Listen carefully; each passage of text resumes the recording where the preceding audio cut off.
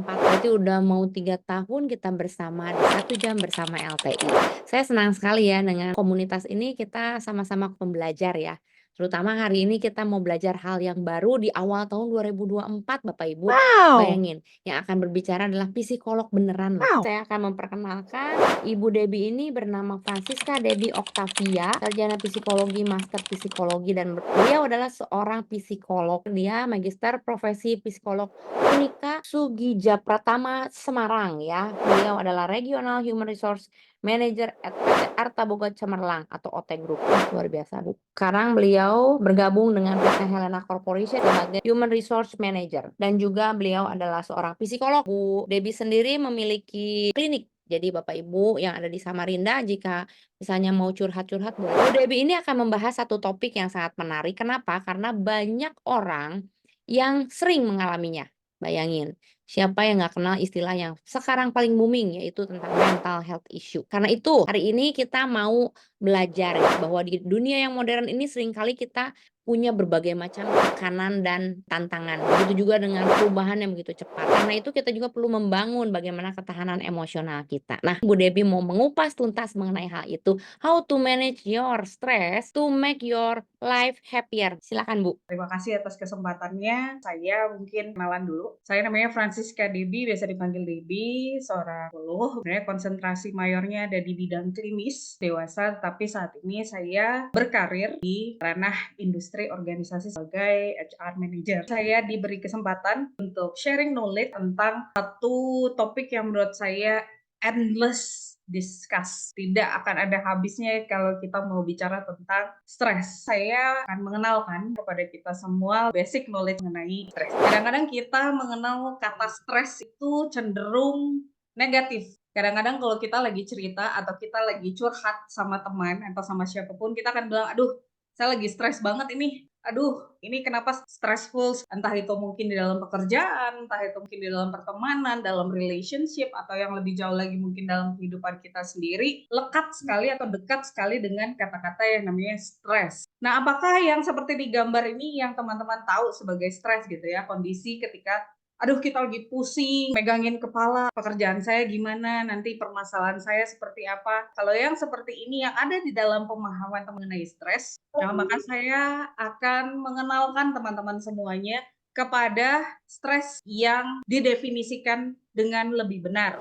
Jadi kalau stres itu menurut Terry Greets, dia bilang bahwa stres itu diartikan sebagai keadaan yang individu alami ketika ada ketidakcocokan antara tuntutan-tuntutan atau tekanan, sering disebut dengan stresor, yang dihadapi individu ini dengan kemampuan yang dia miliki. Kata lainnya, ada gap antara tekanan, keadaan, dengan kemampuan yang dimiliki. Kondisi seperti ini tuh disebut dengan stres. Jadi ada jarak antara kemampuan kita dengan keadaan yang saat ini lagi. Nah, stres itu sendiri berasal dari kata stresor atau tekanan. Stresor itu kondisi-kondisi yang menuntut atau menekan. Tapi, teman-teman semuanya, fun fact-nya adalah tidak semua stres itu negatif loh. Kenapa? Karena ternyata stres sendiri itu ada jenisnya, teman-teman. Ada yang namanya eustress, itu termasuk di dalam golongan yang positif. Nah, ini kadang-kadang orang bertanya, Gimana bisa stres itu positif? Di mana-mana mas stres itu pasti negatif. Di mana-mana stres itu pasti dihindari. nah, tapi satu edukasi di sini teman-teman bahwa ternyata stres itu ada juga jenisnya yang ternyata positif, Wow! namanya eustress. Kenapa dibilang positif? Karena stres yang jenis ini itu berguna. Kenapa? Karena membuat tubuh kita itu lebih waspada. Membuat tubuh kita menghadapi tantangan itu lebih siap. Karena tanpa disadari, jenis stres ini sebenarnya membuat kita mengembangkan diri untuk cepat mengambil keputusan, menentukan keputusan, dan menemukan solusi. Karena di dalam otak kita, ketika seseorang menghadapi stres, hormon adrenalin itu dilepaskan. Nah, biasanya itu nanti akan mengalami jenjang begitu ya, mulai dari kondisi biasa, kemudian naik menjadi eustress, lalu kemudian apabila setelah dilakukan percobaan-percobaan untuk mengatasi stres itu tidak juga berhasil, barulah itu kemudian menjadi yang namanya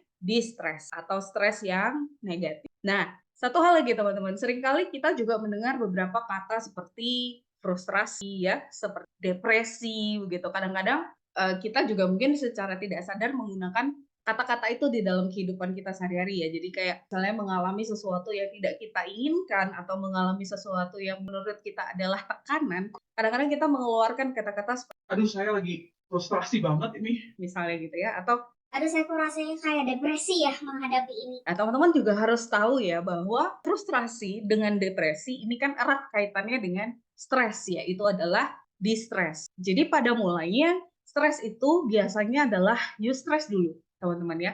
Kalau dia sampai di titik limit, baru dia kemudian menjadi distress atau stres yang negatif. Nah, lebih jauhnya kalau stres negatif ini juga tidak tertangani, barulah kita masuk di dalam fase yang namanya frustrasi. Nah, kalau di dalam masa frustrasi ini kemudian muncul simptom-simptom atau gejala-gejala, misalnya kehilangan minat untuk melakukan sesuatu yang tadinya kita sukai, atau dengan sengaja kemudian kita tidak mau mengelola diri kita sendiri, keberfungsian diri kita sendiri terganggu, atau sampai misalnya ada ide-ide untuk mencelakai diri sendiri. Nah, frustrasi yang jenis ini itu sudah masuk di dalam fase depresi. Apalagi itu kemudian berlangsung selama kurang lebih 6 bulan berturut-turut. Nah, teman-teman bisa bayangkan ya bahwa distress ini ketika tidak dikelola dengan baik, itu kemudian arahnya bisa begitu negatif untuk kehidupan kita.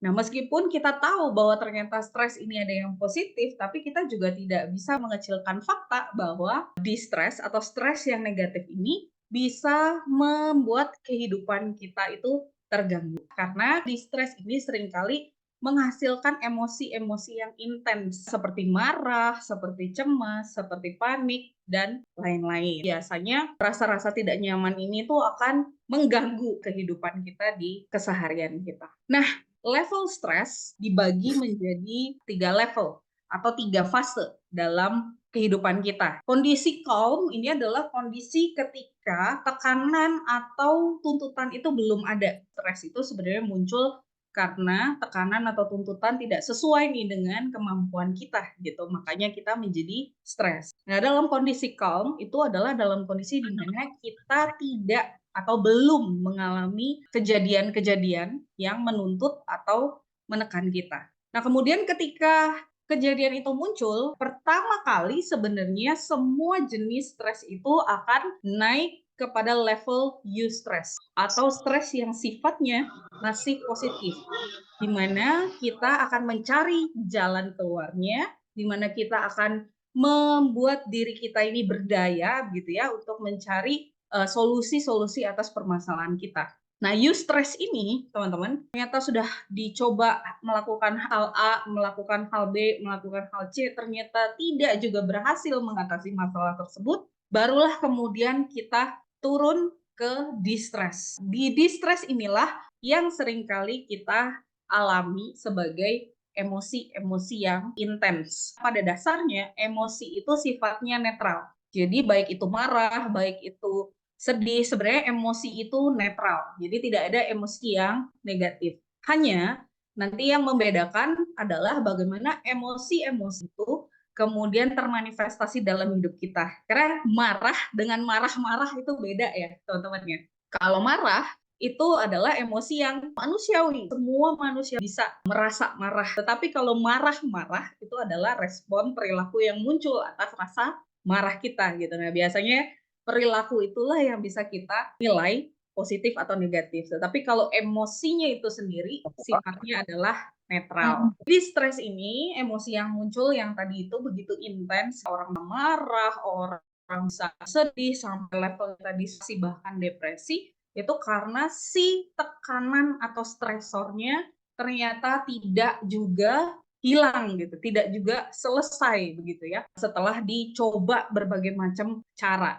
Nah, itu adalah level stresnya. Nah, yang teman-teman harus tahu juga, ya ini disclaimer ya, bahwa toleransi atau ambang stres setiap manusia itu beda. Oh, rentang antara calm dan distress itu segini. Tetapi di kenyataan ya teman-teman, kita punya yang namanya individual differences ya. Dan itu tidak hanya pada karakter, tidak hanya pada potensi dan kompetensi, tetapi juga pada ambang toleransi kita terhadap stres. Ya, analoginya gini, misalnya kita sama-sama lagi jalan, lalu kita sama kena hujan. Waktu kita pulang, Bu Susan baik-baik saja, tetapi saya langsung flu, batuk, pilek, demam. Nah, padahal sama nih, sama-sama kena hujan yang sama di jalan yang sama, kondisi yang sama.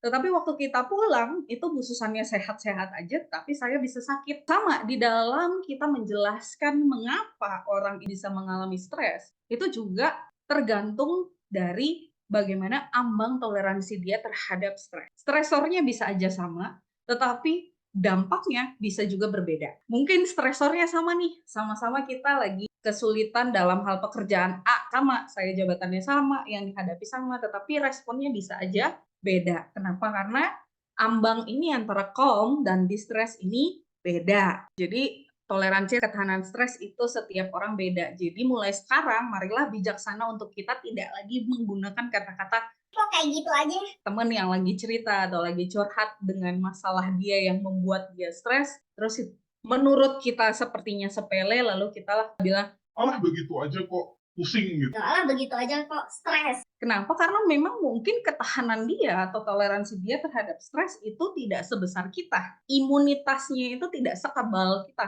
terhadap stres. Sekali lagi itu terbentuk dari bagaimana kita life experiences kita sebelum ini. Cara-cara kita menanggulangi masalah. Cara-cara kita menghadapi stres itu yang nantinya akan membentuk imunitas kita terhadap stres. Jadi kalau seandainya ada orang yang menurut kita masalahnya sepele tetapi mungkin dia sangat tertekan, jadi ketahanan dia kurang atau rendah. Nah, di sini ada begitu banyak aspek yang bisa kita lihat sebagai indikator dari distress. Setidak-tidaknya ada 4 aspek teman-teman semuanya yang bisa kita lihat, yang bisa kita observe ke diri kita sendiri dulu. Pasti ada yang namanya aspek feeling atau perasaan, di mana ketika kita mengalami distress itu kemungkinan besar yang muncul adalah rasa gelisah, takut, cemas, mudah marah, murung, khawatir, sampai kepada low self-esteem atau merasa tidak mampu, berdampak kepada bagaimana kita punya self-image, bagaimana kita ini memandang diri kita sendiri. Nah, perasaan-perasaan ini memang adalah perasaan-perasaan yang mungkin wajar terjadi. Tetapi yang membedakan sekali lagi ada 3 hal, yaitu intensi, durasi, dan frekuensi. Intensi itu seberapa dalam dan seberapa berdampaknya. Durasi itu seberapa lama bertahan feeling-feeling ini. Ketika kita merasa gelisah, merasa cemas, merasa takut, itu seberapa lama. Dan frekuensi seberapa sering, dalam kondisi apa saja kadang-kadang kita mengalami ini. Nah, teman-teman mungkin boleh sambil self-check, sambil mengobservasi diri sendiri. Apakah saya ketika mengalami perasaan itu berlangsungnya lama dan sering. Nah, kemudian juga ada di aspek kognitif atau pikiran. Individu yang ngalamin stres itu biasanya punya isu pada self-image-nya. Biasanya dia akan merasa insecure, emosinya mungkin tidak stabil, susah konsentrasi, mudah lupa, atau justru freeze atau melamun berlebihan. Pokoknya biasanya pikiran kita itu antara 2, antara kita fokus berlebih kepada si stresor atau kepada si tekanan ini tadi, atau kita jadi mudah sekali terdistraksi dalam rangka untuk menghindari sumber stresnya kita tadi. Kalau kita menghindari sumber stres itu, maka kita akan cenderung mencari-cari kesibukan atau mencari-cari hal lain yang tidak ada hubungannya atau tidak ada kaitannya dengan sumber stres. Di dalam satu hari ini, meskipun saya berusaha untuk tidak memikirkan itu, tetapi ketika nanti pulang kembali ke rumah dan berhadapan dengan diri sendiri, biasanya akan tetap muncul kalau misalnya kita memang sedang dalam kondisi distress. Lalu ada di aspek behavior atau perilaku. Ini juga sangat-sangat nampak karena orang yang punya gejala sedang mengalami distress itu biasanya mudah panik, kesulitan dalam berkomunikasi, dan kurang rileks. Nah, ini hal-hal seperti ini biasanya menyebabkan si individu ini juga mudah tersinggung, mudah sedih, sampai ke depresi. Ingat bahwa depresi ini sudah masuk di dalam golongan mental disorder, sehingga membutuhkan setidaknya beberapa gejala atau beberapa simptom sampai dengan kita itu bisa mengatakan bahwa seseorang itu mengalami depresi. Atau kemudian aspek selanjutnya adalah dari tubuh kita. Nah, orang yang mengalami stres itu biasanya secara fisik juga bisa dirasakan. Seperti misalnya kita mudah lelah, gemetar. Nah, biasanya kalau lagi nervous, kita juga suka sakit perut tiba-tiba mendadak ketika kita harus misalnya public speaking. Itu adalah reaksi stres yang dialami oleh tubuh kita. Lalu permasalahan tidur, sakit kepala, dan permasalahan ritme jantung, terlalu cepat atau terlalu lambat. Biasanya secara fisiologi juga dirasakan apabila kita mengalami yang namanya stres. Nah, dari keempat aspek ini mungkin kita bisa sambil self-assessment, kira-kira saya itu tipenya kalau lagi di stres itu yang mana sih yang kena duluan? Apakah feeling-nya, apakah pikirannya, perilakunya, atau tubuhnya? Atau ke semua-semuanya? Nah, itu kita sambil mengingat-ingat lagi yang mana nih yang paling dominan. Nah, lalu 3 faktor penyebab stres yang paling umum. Itu ada faktor biologis, faktor psikologis, dan faktor lingkungan. Nah, teman-teman, saya juga membaca dari beberapa medical report, kondisi fisik atau pasien-pasien yang datang itu mengeluhkan berbagai macam keluhan penyakit yang sebenarnya akarnya adalah dari stres yang dialami, dari pikirannya dia mungkin, atau dari feeling-nya dia mungkin yang terlalu dominan terhadap stres yang dia alami, dan itu menyebabkan dirinya itu mengalami penyakit. Nah, satu hal yang saya juga cukup appreciate dan sangat-sangat bersyukur sekali ya di dunia medis kita saat ini, bahwa tim dokter-dokter itu sudah sangat aware terhadap yang namanya mental health. Makanya kemudian ketika ada pasien-pasien yang datang dengan keluhan yang sebenarnya akar utamanya adalah stres, itu kemudian di-refer kepada para praktisi-praktisi kesehatan mental seperti psikologis atau psikiatris, tergantung dari permasalahannya seperti apa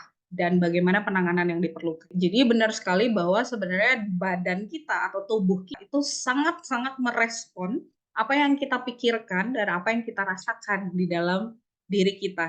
Sehingga sangat penting kita juga tahu bagaimana kemudian kita bisa mengelola stres-stres yang kita alami ini supaya ini tidak menyebabkan kerusakan atau tidak menyebabkan hal lain yang lebih serius. Nah, secara garis besar sebenarnya faktor biologis itu adalah faktor predisposisi, atau bisa juga kita bilang ada kemungkinan ini adalah mungkin faktor bawaan, faktor genetika, atau faktor sakit penyakit yang mungkin terdiagnosa penyakit-penyakit kronis yang kemudian itu menyebabkan stres berkepanjangan. Ini juga berkaitan erat dengan faktor psikologis juga. Di dalam faktor psikologis, ini tentu saja kita bicara tentang tadi bagaimana imunitas kita terhadap sebuah tekanan atau tuntutan. Lalu bagaimana kita memandang diri kita sendiri. Kalau kita terbiasa misalnya mengatakan hal-hal yang kurang baik atau kurang positif terhadap diri kita sendiri, maka kita akan sangat rentan sekali menghadapi atau mengalami yang namanya stres. Apalagi kalau di dalam psikologis kita bisa dikatakan bahwa kita tidak memiliki satu value yang kuat untuk menghadapi begitu banyak tekanan, baik dari luar maupun dari dalam diri. Bisa kita bayangkan bahwa sehari-hari ya teman-teman, dalam 1 menit aja itu kita menerima informasi itu berapa banyak. Nah, kalau ini diperburuk atau diperparah dengan kondisi kita punya self-image yang kurang baik, bisa jadi semua yang masuk ke dalam diri kita itu akan menyebabkan kita stres. Jadi sangat penting sekali kita memberdayakan diri kita mulai dari mindset. Bagaimana kita bisa punya satu jangkar pemikiran mengenai diri kita dulu. Jadi kita jangan repot-repot memberikan nilai pada orang lain atau kondisi yang ada di luar kita kalau kita sendiri belum punya jangkar mindset yang kuat tentang siapa diri saya, bagaimana value diri saya, dan bagaimana saya memandang diri saya sendiri. Kalau kita mudah insecure, kalau kita mudah membanding-bandingkan diri kita dengan apa yang kita lihat di luar diri kita, misalnya sekarang yang ada di sosmed, kita lihat kehidupan orang begitu mewah, begitu menyenangkan, lalu kita mulai membandingkan dengan keadaan diri kita,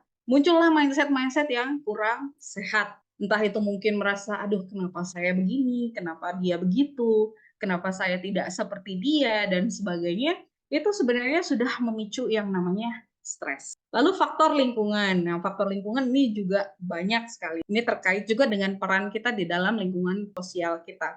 Karena kita bisa aja satu individu yang sama, tetapi kita punya begitu banyak peran yang berbeda. Contohnya misalnya saya saat ini sedang berperan sebagai psikolog yang sharing knowledge. Nah, keluar dari sini misalnya saya akan berperan menjadi seorang anak bagi orang tua saya, seorang teman bagi rekan-rekan saya. Mari bayangkan bahwa kehidupan kita itu sebegitu kompleksnya.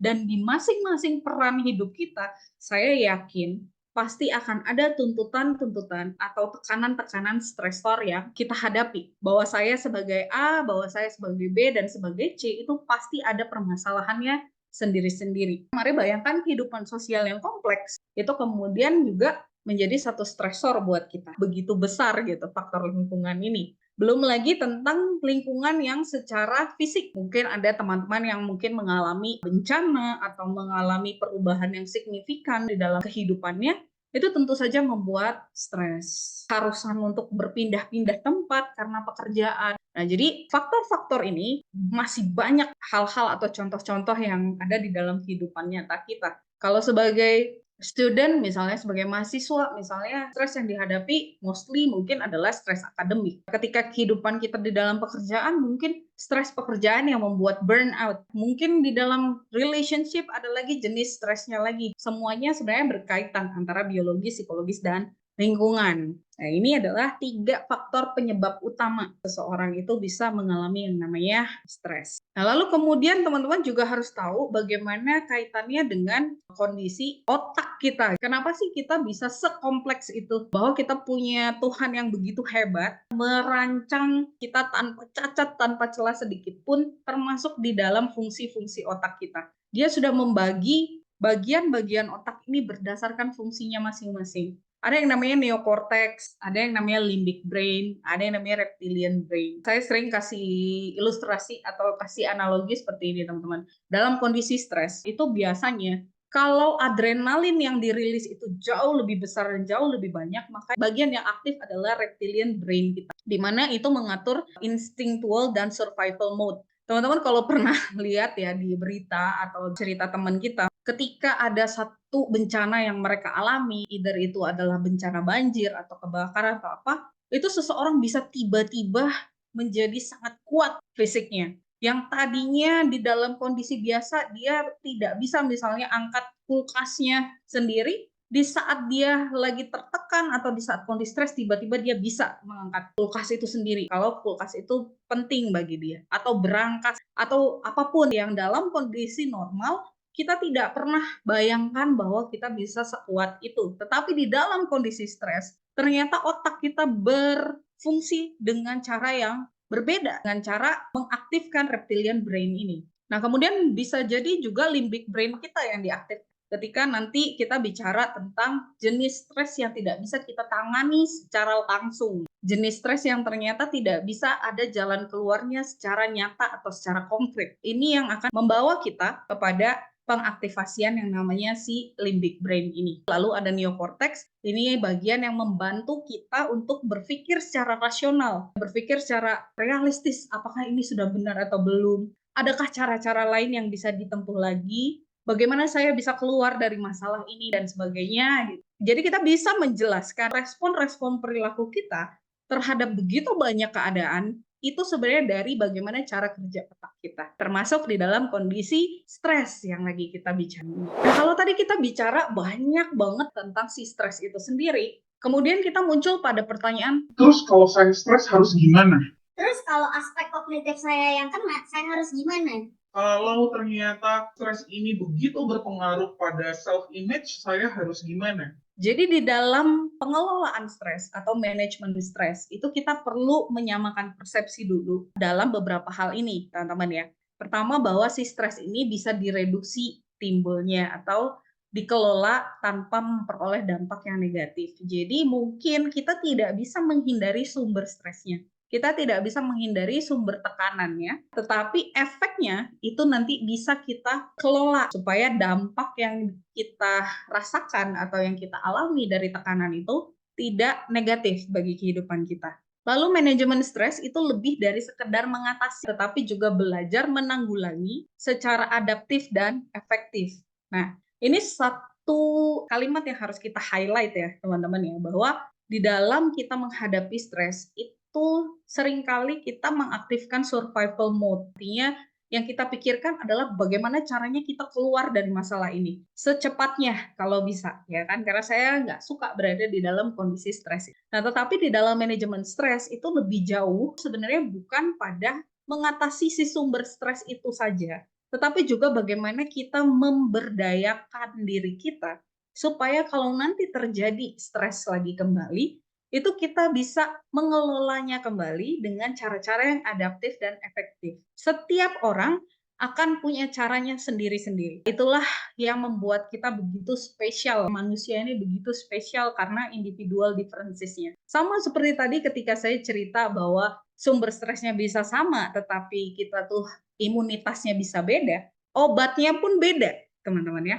Sumber stresnya mungkin sama-sama bokeh, sama-sama tanggal tua nih, kita lagi sama-sama nggak punya duit. Sumber stresnya sama, tapi ada yang stres, ada yang chill, biasa aja. Nah, itu pun nanti obatnya juga beda. Ada yang butuh vitaminnya lebih banyak, ada yang mungkin hanya butuh istirahat aja, hanya butuh rebahan aja. Itu juga udah bisa membuat dia lebih baik. Nah, lalu tujuan manajemen stres ini itu memperbaiki kualitas hidup supaya lebih baik, teman-teman. Jadi, orang bisa punya manajemen stres, namanya juga manajemen ya, memanage gitu. Artinya di situ ada antisipasinya ya, di situ ada analisanya ya, di situ pun ada pengenalan diri yang membutuhkan kita itu kalau mau lebih paham tentang diri kita sendiri kadang-kadang juga butuh orang lain gitu untuk mengingatkan atau mungkin untuk sekedar memberikan masukan. Satu lagi bahwa tujuan utama kita memiliki satu manajemen stres itu supaya kualitas hidup kita lebih baik. Bukan supaya masalah kita itu hilang begitu saja, tetapi supaya kita lebih berdaya. Karena selama kita hidup, kita pasti akan ditemukan atau kita pasti akan menghadapi lagi dan lagi tekanan maupun tantangan. Udah lulus level 1, naik level 2. Lulus level 2, naik level 3, dan seterusnya. Nah, kalau kita masih berada pada survival mode terus-menerus, kita akan menjadi lelah secara fisik, lelah secara mental, lelah secara holistik. Nah, disinilah pentingnya kita kemudian memiliki yang namanya manajemen stres. Nah, pengelolaan atau manajemen stres ini biasa disebut dengan coping stress. Itu ada 2, teman-teman, dan ini semuanya berdasarkan atau tergantung dari jenis stresornya, jenis tekanannya. Yang pertama ada yang namanya emotional focus coping. Di situ highlight-nya ada pada kata emosional. Kalau coping yang jenis ini tujuannya adalah kita itu memberdayakan respon emosi kita terhadap situasi penyebab stres. Biasanya kita akan gunakan coping emosional ini apabila si sumber stres kita itu tidak bisa kita ubah. Misalnya kedukaan, kondisi kehilangan, orang yang kita cintai, kita ditinggalkan, dalam konteks meninggal dunia, tidak ada yang bisa kita lakukan untuk mengubah situasi stresnya. Tidak ada yang bisa kita lakukan untuk mengatasi sumber stres kehilangan itu sendiri, karena sifatnya mutlak. Nah, ketika ini terjadi, ketika tidak ada yang bisa kita lakukan secara real dan konkret untuk mengubah sumber stres, maka kita akan mengembangkan yang namanya emotional focus coping, di mana ini mengutamakan bagaimana persepsi kita dan bagaimana cara kita memandang peristiwa itu, meskipun mungkin mostly traumatic, tetapi bagaimana kita memberikan makna kepada si sumber stres itu agar secara emosi kita bisa menyatakan bahwa sumber stres itu bisa kita hadapi. Nah, lalu yang kedua adalah problem focus coping. Lagi highlight utamanya ada pada kata problem fokus. Di mana coping ini mengurangi dampak dari situasi stres atau memperbesar sumber daya dan usaha menghadapi stres. Artinya, coping ini bisa kita jalankan ya, bisa kita lakukan apabila si sumber stres itu bisa kita ubah atau mungkin kita bisa tambahkan sesuatu gitu ya, daya, usaha, upaya untuk mengatasi si sumber stres itu gitu ya. Jadi kita harus bedakan dulu ketika kita menghadapi sebuah tekanan ya, menghadapi stresor, definisikan dulu apakah ini adalah satu stres yang bisa kita ubah atau tidak. Baru nanti kita bisa memanage diri kita untuk menghadapinya gitu ya. Jadi jangan ditukar gitu ya. Kalau seandainya stresornya ternyata adalah stresor dalam hal relation gitu ya, pertemanan, misalnya lagi ada masalah, lagi ada tekanan atau kesalahpahaman gitu ya, yang sebenarnya kita bisa lakukan upaya-upaya atau kita bisa lakukan cara-cara untuk mengatasinya, tetapi kemudian kita salah copingnya, yaitu kita pakai emotional fokus, yang ada mungkin kita nanti akan menjadi mudah baper gitu ya, menjadi mudah jadi tidak ada jalan keluarnya, seolah-olah satu masalah itu begitu besar dan begitu tidak teratasi begitu. Padahal mungkin sebenarnya kita masih bisa mengupayakan hal-hal untuk bisa stresor tersebut. Ya, jadi untuk memanage stres itu pada mulanya adalah mendefinisikan si stresnya itu dulu. Apakah ini stres yang bisa saya ubah kondisinya atau saya yang harus berubah gitu ya. Jadi hanya dua itu saja. Coping stress ini ada banyak sekali pilihannya ya teman-teman. Di sini tuh setidak-tidaknya ada 7. Sebenarnya ini juga masih ada lebih banyak lagi ya kalau teman-teman mau riset itu turunan-turunannya ada begitu banyak. Tetapi di sini saya akan mengenalkan teman-teman secara singkat dulu ya kepada beberapa yang populer gitu ya. Metode coping stress ini ada planful problem solving. Ini jelas problem fokus coping gitu ya. Kalau yang tadi di antara dua yang besar tadi ya, bahwa di planful ini kita punya usaha mengubah situasi dan menggunakan usaha tersebut entah misalnya dengan kita berkonsultasi kepada orang yang kita anggap lebih tinggi gitu ya atau lebih bisa, lalu kemudian confrontative coping itu menggunakan usaha agresif. Biasanya ini tipe-tipe yang kalau dalam satu permasalahan itu harus segera gitu dilakukan, entah itu misalnya dengan berkonfrontasi kepada yang bersangkutan atau kepada sumber stresnya. Ya, yang ketiga seeking social support atau menggunakan usaha untuk mencari sumber dukungan. Ya, itu bisa nanti dukungannya adalah informasi, sosial atau justru emosional ya. Jadi ini juga bisa masuk di dalam salah satu emotional focus coping. Makanya sangat penting sekali kita untuk punya yang namanya healthy support system ya, karena di mana kita berada, bergaul, berkumpul biasanya 70-80% kita akan sama seperti setidak-tidaknya 5 orang yang ada di dalam situ gitu atau 3 orang kalau misalnya sedikit ya.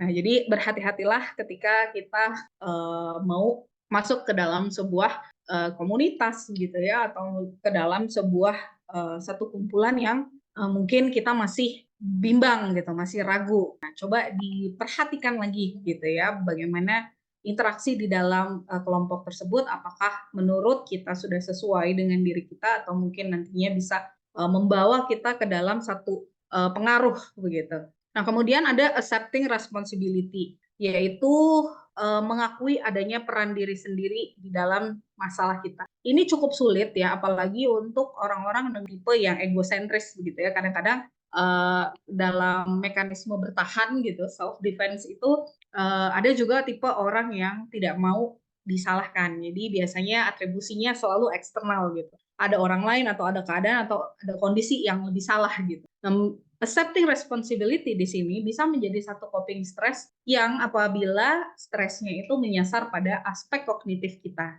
ya, seperti yang tadi sebelumnya. Lalu yang kelima adalah distancing. Distancing ini usaha melepaskan dirinya perhatian kepada hal yang dapat menciptakan satu pandangan positif. Distancing ini artinya memberi jarak ya teman. Kadang-kadang stres itu menjadi begitu besar bagi kita gitu ya, karena kita lekat sekali gitu. Karena kita sangat-sangat dekat sekali dengan masalah itu gitu ya, sehingga kita memberikan fokus yang berlebihan ke masalah tersebut, lalu kita menjadi kesulitan berpikir jernih begitu ya, atau kita kesulitan mengatur mindset kita karena kita terlalu terlibat di dalam masalah itu. Nah, ada baiknya kita kemudian bisa belajar yang namanya distancing ya. Nanti setelah ini saya juga akan sharing kepada teman-teman beberapa teknik distancing yang bisa kita lakukan secara mandiri gitu ya, tanpa misalnya ribet dengan orang lain ataupun harus kemana gitu. Nah, jadi distancing ini membantu kita untuk mengambil jarak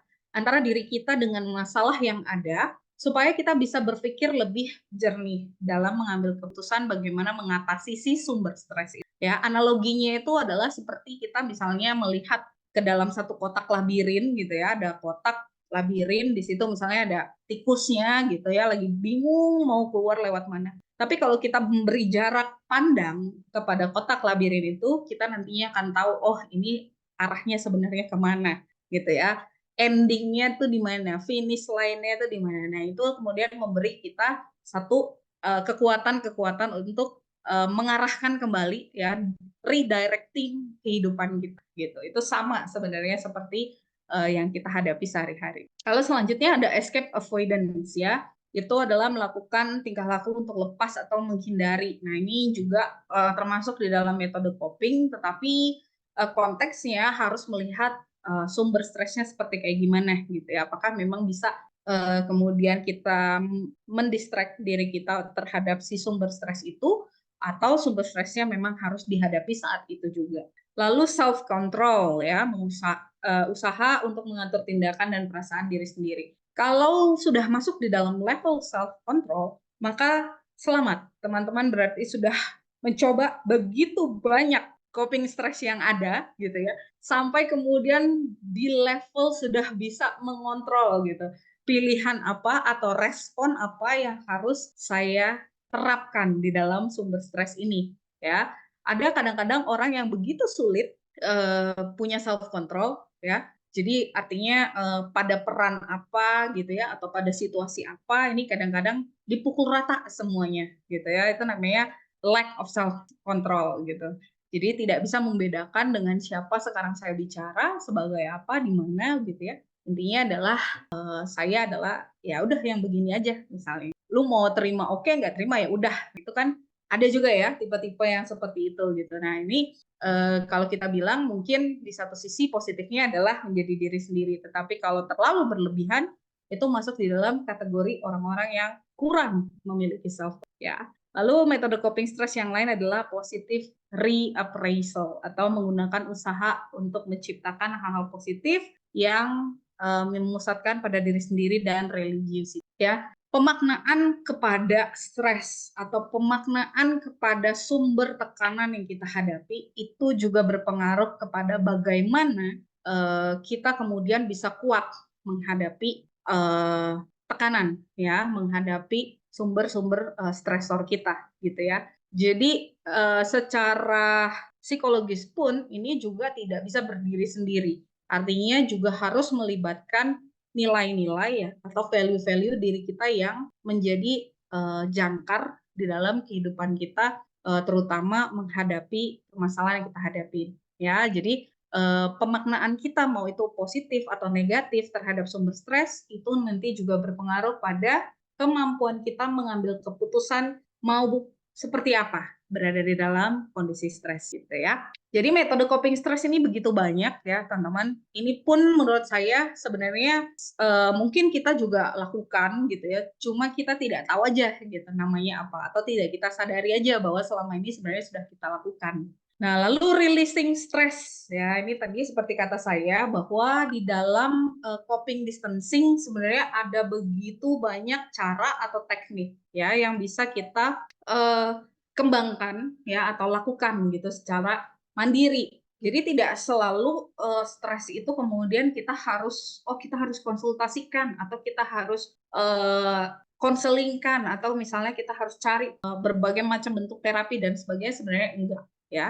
Makanya di sini saya biasanya dengan para klien saya juga selalu mengutamakan yang namanya memberdayakan dirinya gitu ya. Jadi ketika kita menghadapi satu masalah, ketika kita menghadapi satu tekanan stresor, sebenarnya mula-mulanya adalah kita perlu memberdayakan diri kita dulu. Bagaimana caranya kita bisa menghadapi semua hal. Itu nanti yang akan membentuk ketahanan kita atau membentuk ambang toleransi kita terhadap. Ya, kalau kita tipe yang misalnya ada apa-apa sedikit harus cari orang lain gitu ya, atau bergantung dengan orang lain, atau bergantung dengan apapun kondisi yang ada di luar kita, itu justru kita menjadi rentan sekali menghadapi yang namanya distress ya.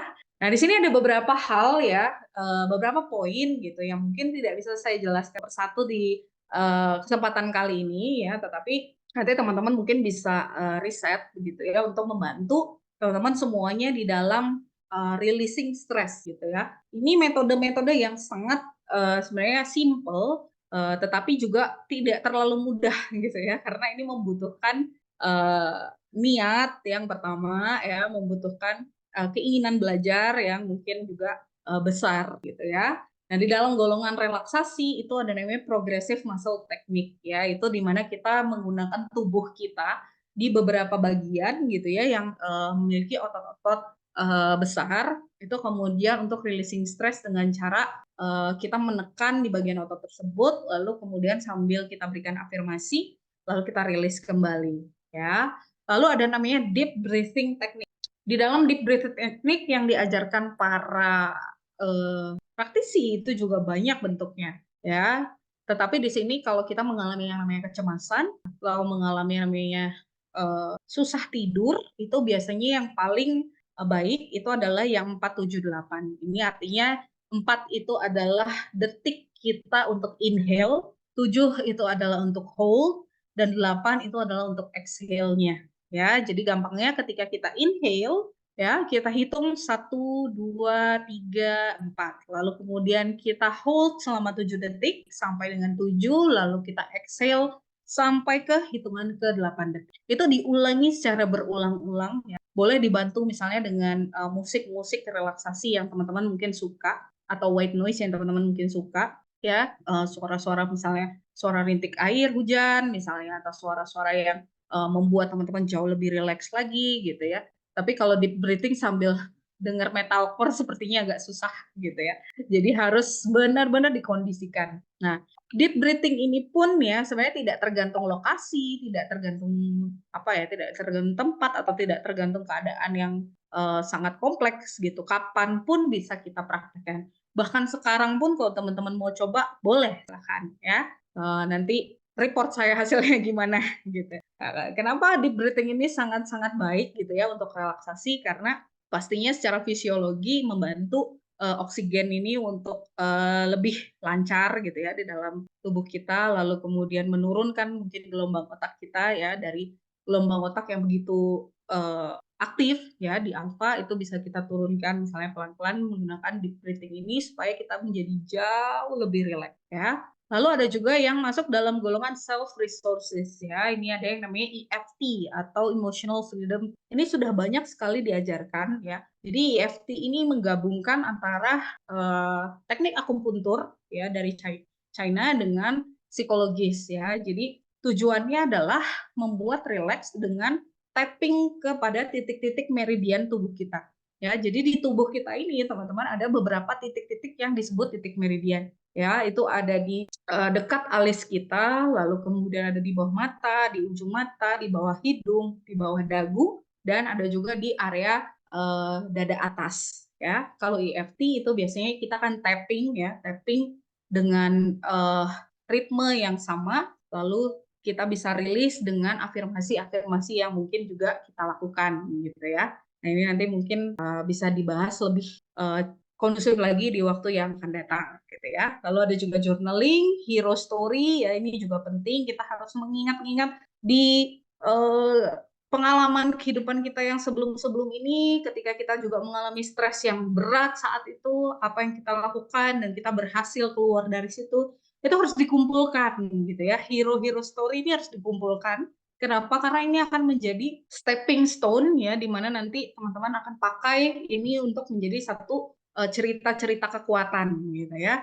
Bahwa ternyata di saat-saat kesulitan yang A, yang B, yang C itu bisa dilewati gitu ya, dengan begitu banyak resources yang mungkin di luar dari kemampuan kita saat itu, tetapi bisa diatasi. Nah, itu dikumpulkan hero-hero story itu supaya nanti ketika kita mengalami lagi, ini bisa jadi satu bekal kekuatan kita ketika kita ingat-ingat ini lagi gitu ya. Lalu melakukan hobi. Nah, kalau ternyata ini tidak juga membantu gitu, barulah teman-teman bisa seeking support ya. Itu nanti bisa arahnya mungkin lebih terapeutik gitu ya, kepada profesional, either itu psikolog atau psikiater. Nah, begitu ya. Nah, mungkin untuk menutup materi ya, saya yakin ya, saya sudah bilang dengan khususan bahwa khususan kalau kita bahas stres, sebenarnya 1 jam itu hanya kulitnya saja gitu ya. Kenapa? Karena ini baru edukasi awal sekali mengenai